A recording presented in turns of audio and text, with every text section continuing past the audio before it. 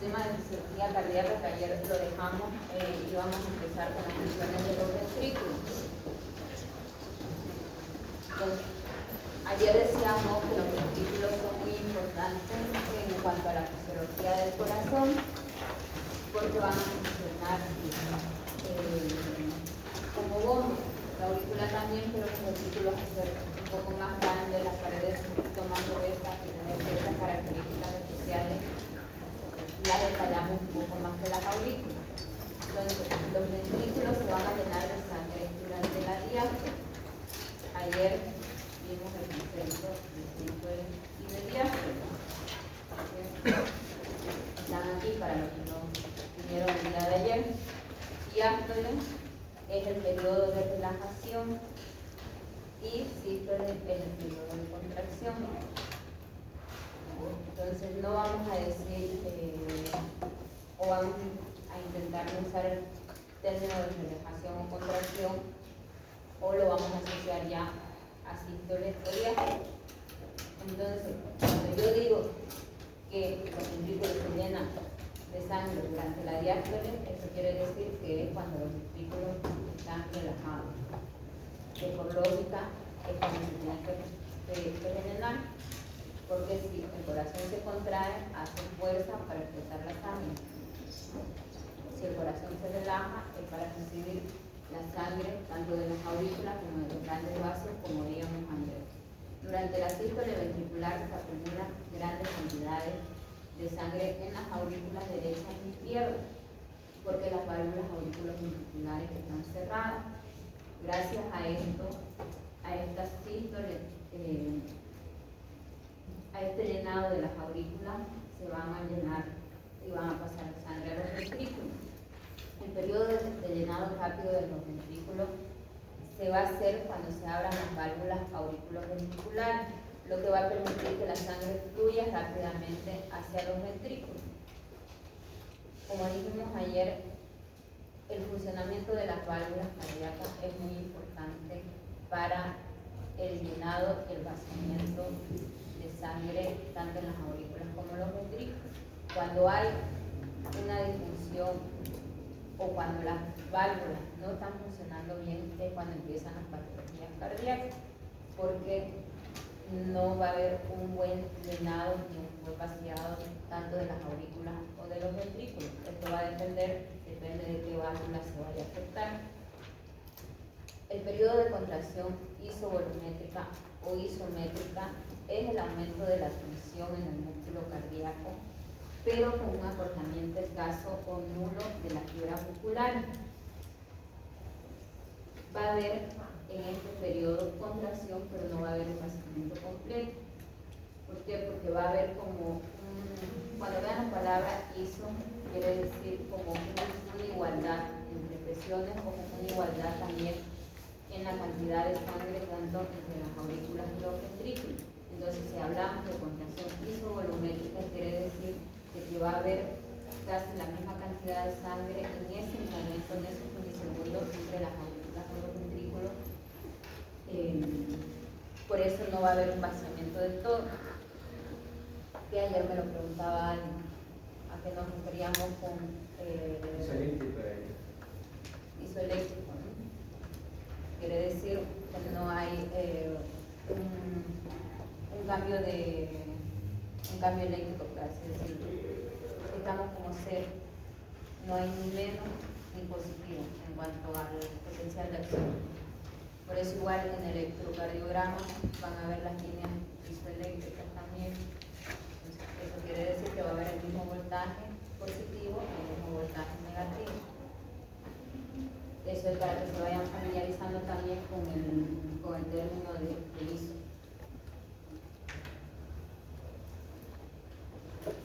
Otra cosa, ahorita que me acabo de acordar, si hay alguna palabra o algún término que no entiendan cuando se los digo, me lo dicen también. A veces se me sale alguna palabrita porque hice la especialidad afuera, no se me sale mucho, pero a veces se me puede salir alguna frase o algún término que no me doy cuenta, ¿ya? Entonces, con toda confianza, por favor, a veces no me doy cuenta y me lo pregunto y me lo dicen. ventrículos cardíacos vamos a ver que tienen ciertos periodos que tienen que saber qué significan. Por ejemplo, el periodo de eyección va a ser cuando se abren las válvulas semilunares, donde inmediatamente va a comenzar a eyectarse la sangre desde los ventrículos a la aorta y a la arteria pulmonar. Porque por anatomía, ¿cuáles son las válvulas semilunares? Entonces, por eso es que la sangre va a pasar de los ventrículos a la aorta, por la válvula aórtica, y de los ventrículos a la arteria pulmonar, por la válvula pulmonar. El periodo de relajación isovolumétrica o isométrica al final de la sístole comienza súbitamente la relajación ventricular y hay un cierre súbito de las válvulas aórtica y pulmonar. Era lo que veníamos hace rato. Va a haber un cierre de las válvulas, lo que va a hacer que en esos milisegundos haya la misma cantidad de sangre entre las aurículas y los ventrículos. Y ya después, con la fuerza de la contracción, es que se va a expulsar toda la sangre y se va a relajar en el otro lado. Ayer decíamos que si la aurícula se contrae, el ventrículo se relaja y viceversa. Por eso es que el corazón es una bomba perfecta. Uno se relaja, el otro se contrae. El otro se relaja, el otro se contrae. Ese es el funcionamiento y la dinámica todo el rato. Si falla algo en esta bomba, es cuando dan las patologías. Durante otros 0,03 a 0,6 segundos, el músculo cardíaco sigue relajándose y después se abren las válvulas auriculoventriculares para comenzar un nuevo ciclo de bombeo ventricular. Ayer veíamos que podemos calcular cuánto dura el ciclo cardíaco de cada uno. Es 1 dividido entre la frecuencia cardíaca. Entonces, eso va a ser el ciclo cardíaco normal de cada persona.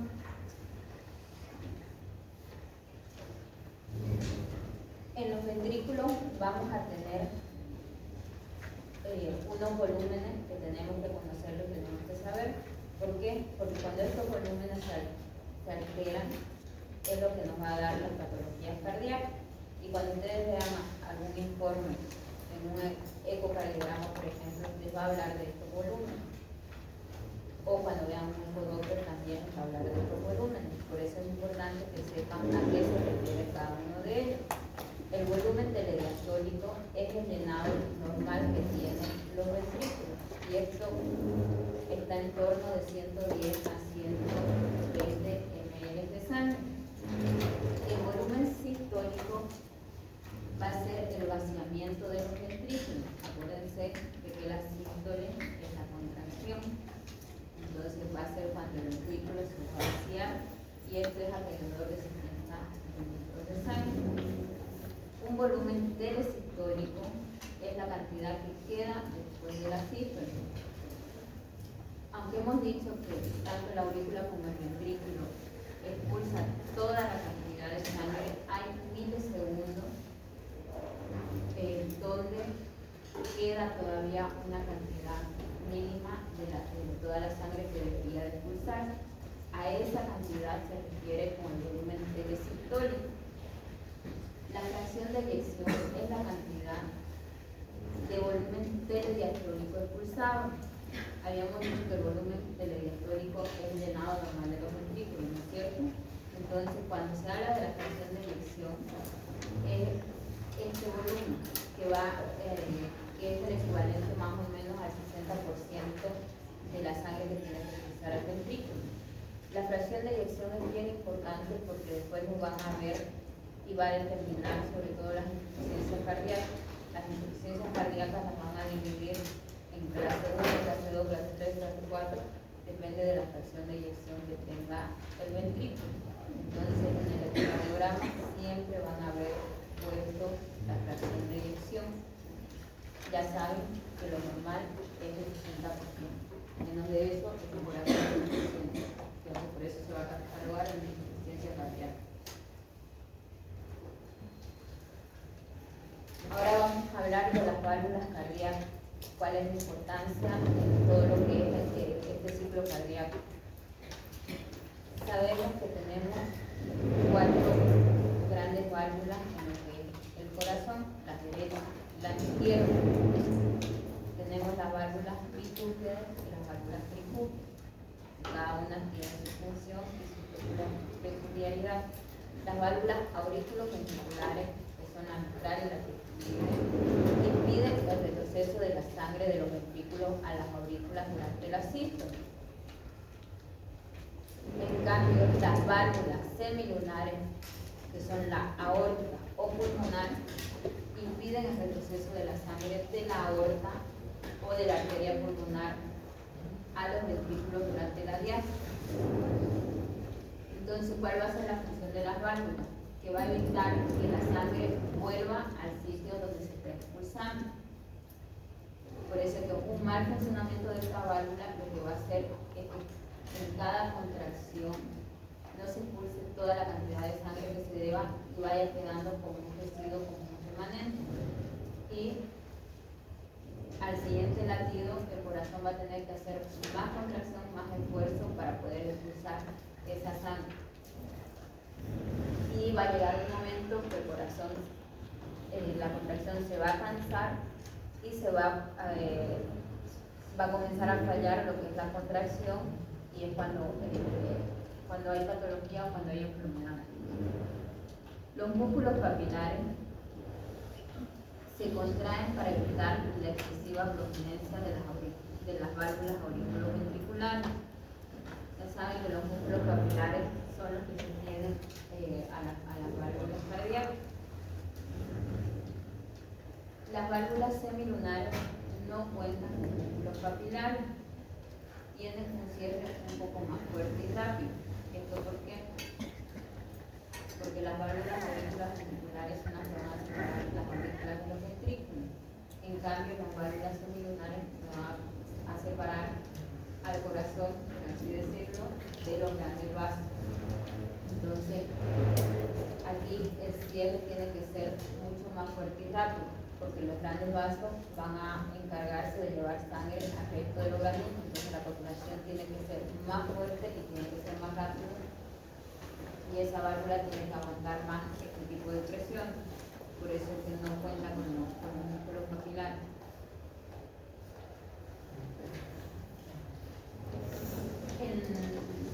En cuanto a la aorta,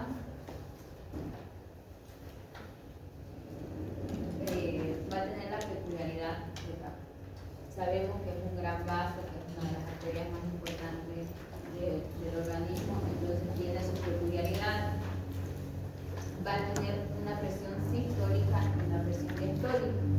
¿Qué quiere decir esto? Cuando nosotros medimos la presión arterial de la aorta, la presión sistólica es la entrada de sangre en las arterias durante la sístole ventricular. Esto hace que la presión aumente hasta aproximadamente unos 120 milímetros de mercurio. La presión en la aorta se va a medir en milímetros de mercurio. Después de que se hayan cerrado las válvulas aórticas, la presión en el interior de la aorta disminuye lentamente durante toda la sístole, durante toda la contracción, y luego va a existir una presión diastólica, que se da antes de que se contraiga de nuevo el ventrículo. Y esta presión aórtica diastólica va a disminuir hasta aproximadamente 80 milímetros de mercurio. Entonces, ¿esto qué quiere decir? ¿Que cuál va a ser el valor normal de la presión arterial? Ese es el porcentaje 120.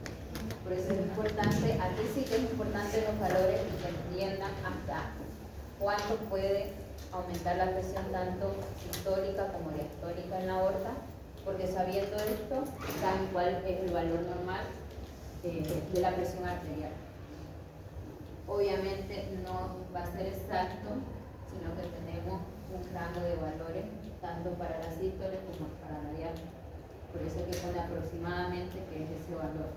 Pero de aquí sale la presión arterial, de esta presión que ejerce el ventrículo sobre la aorta.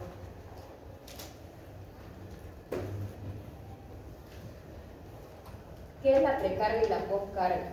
Cuando hablamos de la fisiología cardíaca, usamos estos términos y nos vamos a referir a la precarga, que es el grado de tensión que existe en el músculo cardíaco cuando comienza a contraerse. Esto va a ser similar a lo que es la presión telediastólica, que es la que acabamos de ver. La poscarga es la carga que va a haber contra el músculo que ejerce la fuerza contracta, y esto va a ser similar o va a ser igual a la presión de la aorta que sale del ventrículo. Entonces, la precarga, como bien dice, va a ser antes o cuando comienza a contraerse. En cambio, la poscarga va a ser cuando vaya a salir la sangre del corazón, y por eso se da sobre la presión de la aorta.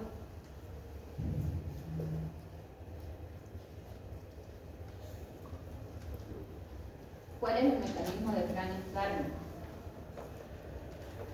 Hay unos señores que comenzaron a estudiar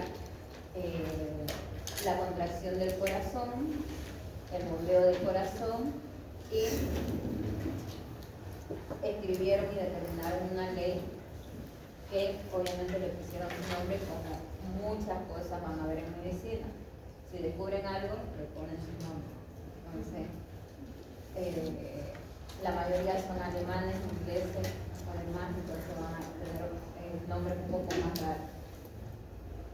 ¿Cuál es el mecanismo o la ley de Frank-Starling? La ley de Frank-Starling establece que cuanto más se extiende el músculo cardíaco durante el llenado, mayor es la fuerza de contracción y mayor es la cantidad de sangre que se bombea hacia la aorta. Esto es un poco lógico y por suerte funciona así. ¿Por qué? Porque si no fuese así, el corazón no podría compensar a veces cuando tenemos grandes volúmenes de sangre. Entonces, gracias a este mecanismo compensatorio y gracias a esta ley, es que el corazón puede manejar distintos tipos de volúmenes de sangre y puede compensar que le entren 120 ml de sangre o que le entren 400, porque va a extenderse un poco más el músculo. Ya saben que el músculo cardíaco es estriado, pero es un estriado que tiene miosina, que va a hacer que pueda aumentar esa distensión. El corazón bombea toda la sangre que le llega procedente de las venas, que era lo que decíamos hace un momento. Va a bombear toda la sangre, pero a veces necesita como unos milisegundos para ejercer una fuerza mayor y vaciarse del todo. Esto no quiere decir que lo hagan en dos tiempos porque no se nota. Cuando ustedes hagan la puntación cardíaca con su fonendoscopio o su estetoscopio, lo que van a escuchar son los ruidos cardíacos de todos estos mecanismos. Entonces ustedes no van a escuchar ese desdoblamiento que pueda haber entre la sístole y la telesístole, entre la diástole y el volumen telediastólico, porque eso es imperceptible, son milésimas de segundo que son imperceptibles. Si esas milésimas de segundo o ese vaciamiento, ese bombeo del corazón falla y aumenta, es cuando sí podemos escuchar un desdoblamiento del primer ruido o del segundo ruido, y ahí sí que lo vamos a escuchar en la ocultación y vamos a poder determinar y saber dónde está el problema. Depende del foco que escuchemos, vamos a determinar si está fallando la válvula y de qué lado está fallando. Lo van a ver en semiología. Existe, aquí nos referimos en todo momento al ventrículo, pero ¿qué pasa con las aurículas? Las aurículas tienen un reflejo que es el llamado reflejo de Weinstein, que se da en las aurículas, que esto está transmitido por el nervio vago, que lo que va a hacer es incrementar la frecuencia cardíaca de un 40 a un 60%. Entonces, si el corazón está recibiendo más sangre de lo habitual y el ventrículo se empieza a distender para aumentar ese volumen y poder tolerar ese volumen de sangre, entonces las aurículas también tienen que hacer algo. Entonces, ¿qué hacen las aurículas? Las aurículas habitualmente son las encargadas de la frecuencia cardíaca. Entonces, ¿qué hace? Aumentar esa frecuencia cardíaca para que haya un bombeo un poquito más continuo de ese exceso de sangre que está llegando. ¿Por qué es importante saber que las aurículas son las que manejan un poco la frecuencia cardíaca? Porque cuando hay alteración en las aurículas, ustedes van a ver arritmia o van a ver repercusiones a nivel de la frecuencia cardíaca en las patologías que existen sobre la aurícula. Ya les dije ayer que yo les voy a ir poniendo más o menos ejemplos de patología o de dónde van a buscar la fisiología, para que se den cuenta lo importante que es entender la fisiología y lo que les va a ayudar de aquí en adelante en el resto de patología de materia, tanto como fisiopatología, materias todavía que no son clínicas del todo, pero que la van a seguir utilizando. Entonces, por favor, estudien bien fisiología, porque si saben fisiología, de verdad que todas las demás materias les va a ser muchísimo más fácil de entender. Absolutamente todas. Me mencionan uno y yo les pongo un ejemplo. Patología les va a servir para esto, en tecnología les va a servir para esto, en cirugía les va a servir para esto. O sea, en todas las materias les puedo poner ejemplos de dónde van a aplicar la fisiología. Entonces, si saben bien la fisiología, el resto de la carrera pues va a ser un poco más fácil. ¿Cuál es el problema? Que es un poco tediosa, que es un poco pesadita a la hora de aprender, son muchas cosas, muchos conceptos, pero tienen que quedarse sobre todo, como decía ayer, con lo más importante, que es lo que yo les voy a ir mostrando aquí. Yo sé que el libro es bastante grueso y a veces tiene muchísimas cosas, pero para eso son importantes también las teorías, para ayudarles un poco a buscar cuáles conceptos tienen que saber y cuáles pueden pasar un poquito más desapercibidos, que igual tienen que leer por cultura médica, igual tienen que leer todo el capítulo, por favor. Como les dije ayer, el corazón, aparte del sistema circulatorio, del bombeo de la sangre, va a tener también una regulación nerviosa. Aparte de las venas y de las arterias, el corazón también tiene unos nervios que se encargan de la función y también tiene un sistema eléctrico. Por eso es que es un órgano súper completo y complejo. En cuanto a la parte del sistema nervioso, va a tener una regulación simpática y una regulación parasimpática. ¿Qué hace el simpático en el corazón? Se va a encargar de aumentar lo que es la frecuencia cardíaca. Esto lo va a hacer, lo puede aumentar entre 70 hasta 180 a 200 latidos por minuto. Incluso puede llegar a aumentar a 250 latidos por minuto. ¿Por qué es importante saber esto?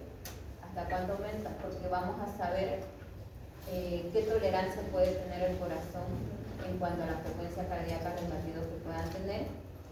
Y si sabemos que el simpático es el que se encarga de aumentar la frecuencia cardíaca, vamos a saber qué fármacos utilizar para tener la frecuencia cardíaca. El aumento de la fuerza de contracción cardíaca hasta el doble de lo normal. El simpático también se va a encargar de aumentar la fuerza de contracción cardíaca hasta el doble de lo normal. Y esto tiene lógica: si aumenta la frecuencia cardíaca, va a aumentar también la contracción cardíaca. Al aumentar la contracción cardíaca, va a aumentar también el volumen de sangre que bombea. Y al aumentar el volumen de sangre que bombea, va a aumentar también la presión de eyección o la fracción de eyección. Entonces todo va casado. ¿Qué va a hacer entonces el simpático? Va a ser un excitante, una estimulación del músculo cardíaco. Entonces va a aumentar la frecuencia cardíaca, va a aumentar la contracción, va a aumentar el bombeo de la sangre y va a aumentar la presión de eyección. En cambio, la inhibición del simpático, que puede ocasionar todo lo contrario. Si inhibimos el simpático, va a haber una disminución de la función de la bomba del corazón, lo cual va a ocasionar una disminución de la frecuencia cardíaca y de la fuerza de contracción, que puede disminuir hasta un 30% por debajo de lo normal. Esto siempre y cuando sea algo fisiológico.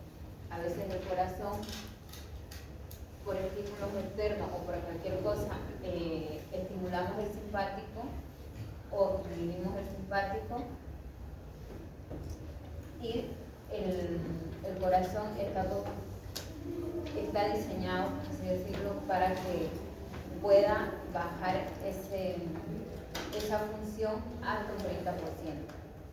Si ya se baja por debajo de eso, ya no es fisiológico, ya no es un mecanismo compensatorio, ya es porque algo está fallando ahí o porque ha habido un agente externo que me está inhibiendo más de lo normal el sistema simpático. Al contrario, ¿qué va a hacer la regulación parasimpática? Si hay una excitación del parasimpático a nivel cardíaco, lo que va a hacer es reducir la frecuencia cardíaca y la fuerza de contracción. Puede hacerlo hasta un 20 a 30%, que va a ser todo lo contrario al simpático.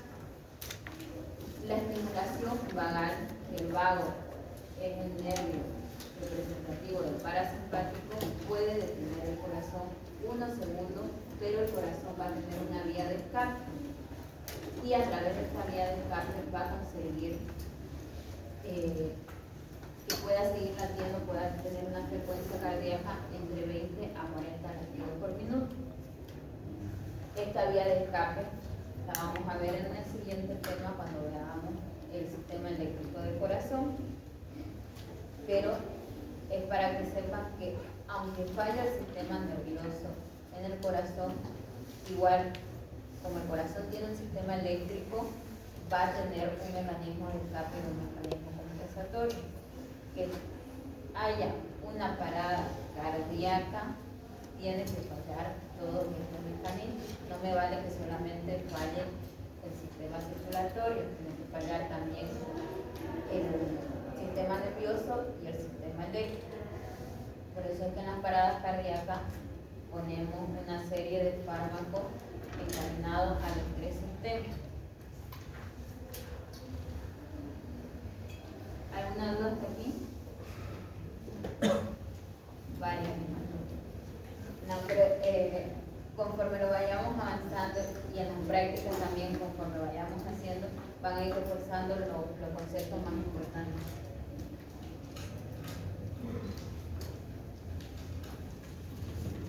Ayer decíamos que el corazón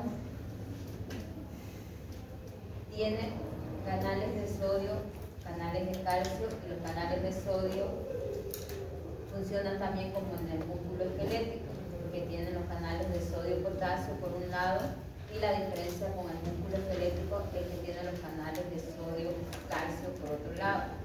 Entonces, vamos a tener también un efecto de los iones sobre el músculo cardíaco. Todo esto. Aquí tengo otra hoja de la lista que estoy viendo que no les va a alcanzar.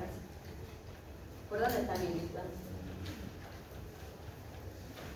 Si les hace falta, aquí hay otro. ¿Qué va a hacer el potasio en las células cardíacas? Como todo, vamos a tener,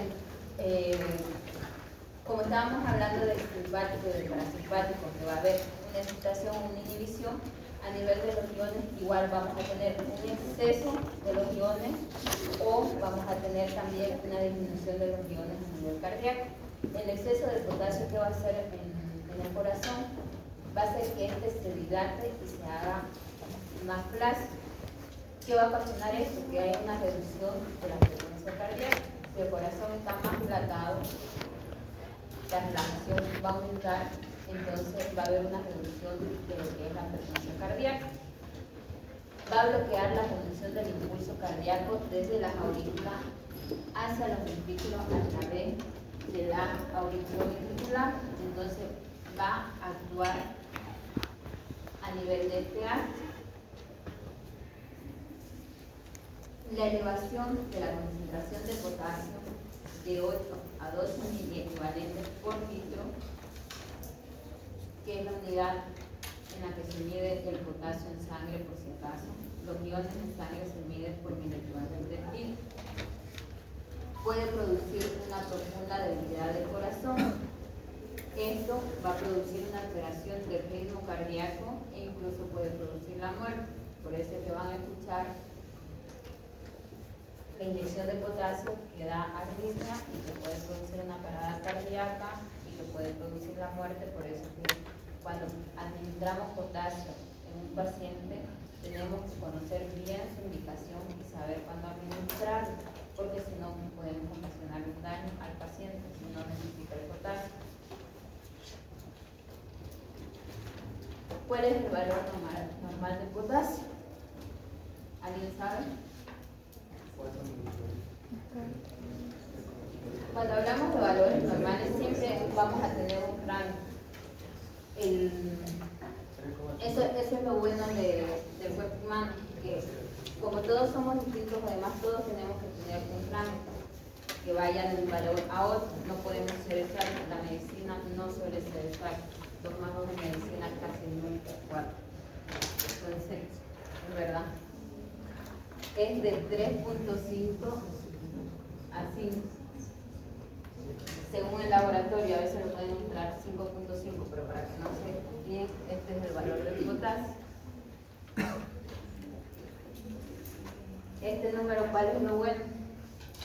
Que por reglas mnemotécnicas pueden saber el pH en la sangre desde 7.35 a 7.45, que vamos a tener en ese rango. ¿Qué más? ¿Qué más vale esos valores? La presión parcial de dióxido de carbono. ¿Qué vale? 35 a 45. Entonces, esos valores por lo menos saben que van a ir en esos rangos. Son un poquito más fáciles de luego de aprender.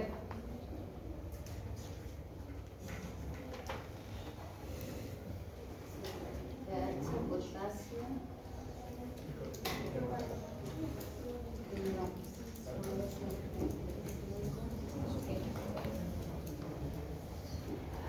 Digo, me falta aquí. Sodio. 135, 145. 135 a 145. Dependiendo del laboratorio, casi siempre los laboratorios se lo van a dar los marcos, pero a veces no tienen por qué dárselo, o si se lo dictan, o si están en una parada o lo que sea, y se lo van dictando para que ustedes relacionen y se acuerden, porque todos estos parámetros son de la gasometría arterial, entonces son valores importantes. Y la ventaja es de que pueden saber los valores normales porque se relacionan entre sí. Son ayudas de memoria por si acaso. Pero dejo ahí un poco.